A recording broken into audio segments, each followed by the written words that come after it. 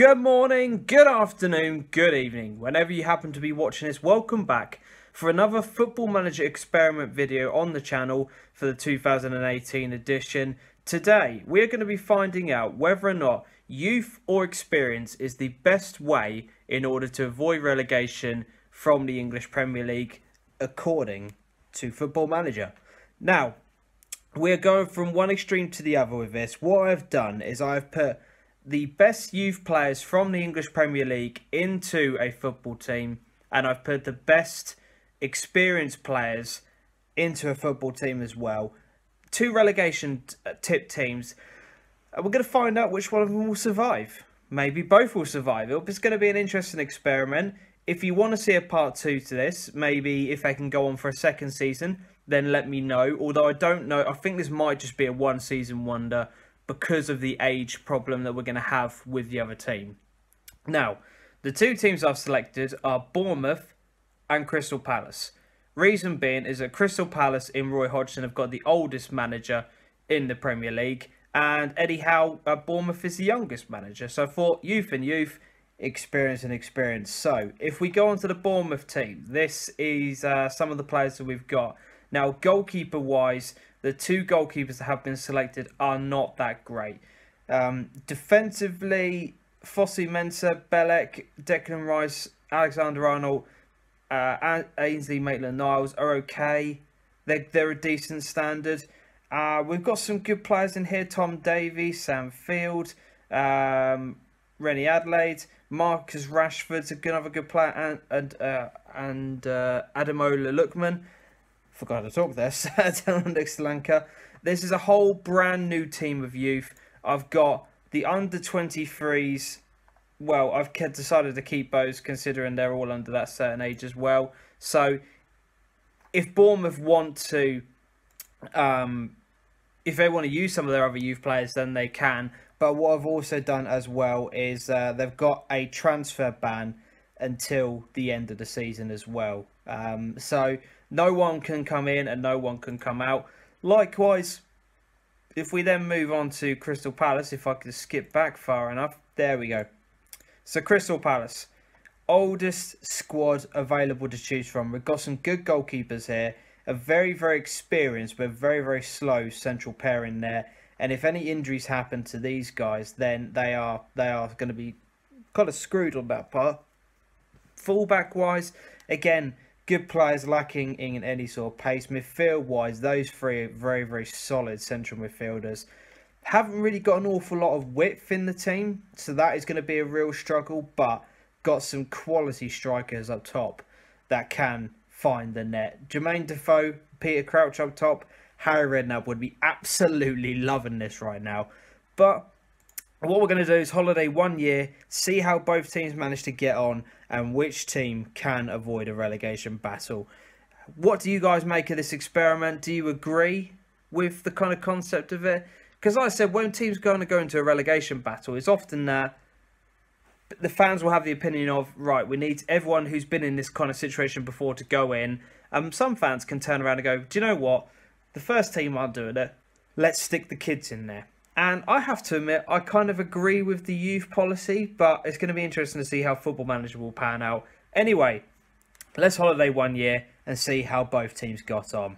Here we go, end of Season 1, 14th of May. Let's find out how both of our teams got on in terms of this experiment. We can already see that Burnley have been relegated. Will any of our teams join them on that for another season in the Championship, I guess? Right. So Palace survived, so the experience survived, whereas oh my days, the youth has dramatically failed. 14 points is an awful return from a season. That's incredible. So they only managed to pick up 3 wins in the league against Brighton, West Ham and Swansea. 5 draws, including a 2-2 draw against our experienced team. But 30 defeats, that is absolutely terrible. Palace, 10 wins, 10 draws, and 18 defeats. They survived by 3 points overall. But from the youth perspective, that is absolutely awful. Really, really bad. Obviously, team morale's quite low at this point. We've got Marcus Rashford here. He's unhappy, wants to move to a big club. Brandon Mason wants first team football. He's not getting it. Also wants a new contract. Wow. Okay, that's interesting. Most appearance-wise goes to Tom Davies on 39. Goal-wise, Marcus Rashford. You guys can pause this at any point if you want to have a look at these statistics.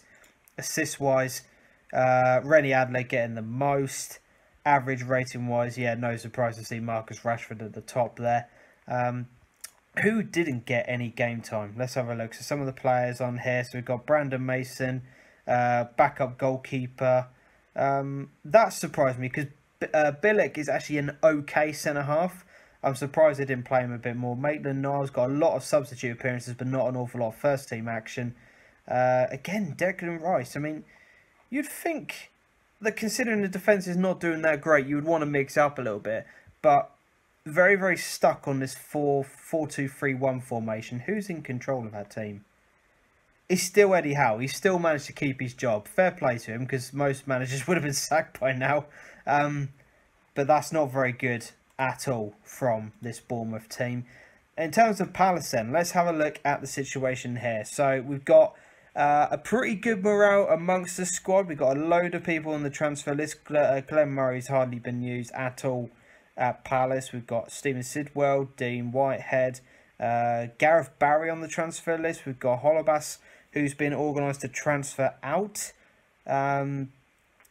Jesus Gamas is on the transfer list. Damien Delaney. It's incredible. It really, really is incredible. Contract-wise, are we going to be able to do a part 2? Let's just have a look. No, we've got a lot of people expiring in 2018, so I don't think we're going to be able to do a part 2 on this experiment. But most appearances-wise, it seems pretty settled on the front 11. Not really much has changed. You can tell that from the rest of the team, other than this, which is a 4-1-4-1, the rest of the team has not altered at all. Zlatan obviously had the injury at the beginning, but he's recovered, so did Macaulay. Goal-wise, up top, Zlatan, who's played the most games, so that makes sense. Assist-wise is the two wingers, again, makes sense. Who else was the backup striker? So Glenn Murray was the backup striker and only scored 3 goals. Average rating-wise was Stephen Davis in the middle. No surprise, he's a very good player, along with Zlatan Ibrahimovic and Yaya Toure. So does that mean... Let's have a look at Roy Hodgson then. Oh, no, it's not Roy Hodgson. It's Francesco Guidolin for some reason. They've appointed him. Let's have a look at manager history then. So Roy Hodgson left on the 10th of the 12th. Right, okay. Let's try and find out... no, I'm on past positions. Okay, so it's brought the 2 teams up already. Right. Where... No, not Bournemouth. Let's get rid of Bournemouth. Palace on the... There we are. So, on the 10th of December, they were sat in 17th position. They just lost 2-1 to Everton. And then, I'm guessing this is where Dougie Freeman's role came in. Possibly. And then, a little bit of a pick-up down. And eventually ended up finishing in 16th place. Whereas Bournemouth, you already saw their stuff come up on here.